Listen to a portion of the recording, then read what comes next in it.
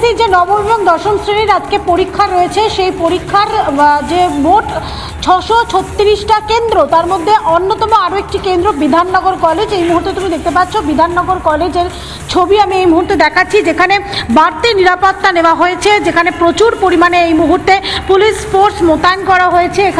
এখানে লিস্ট টাঙিয়ে দেওয়া হয়েছে, যেখানে কোথায় কোথায় তারা পরীক্ষার্থীরা রয়েছেন তারা কিন্তু এই মুহূর্তে সেই ছবি তারা দেখে নিচ্ছেন। পাচ্ছ আমি একটুখানি অ্যাডমিট কার্ডটা একটুখানি দেখানোর কথা বলবো।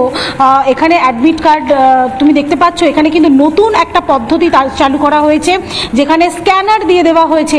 এখানে ইতিমধ্যে দিয়ে দেওয়া হয়েছে invigilators should verify the photo and signature with attendance sheet, অর্থাৎ তারা স্ক্যানার দিয়ে ভেরিফিকেশন করা হবে যে এই ব্যক্তি, অর্থাৎ যিনি পরীক্ষার্থী, তিনি পরীক্ষা দিতে এসছেন, তার ছবির সঙ্গে তার সইয়ের সঙ্গে সেটা মিলছে কিনা, সেটাও কিন্তু এই স্ক্যানারের মাধ্যমে তারা দেখবেন।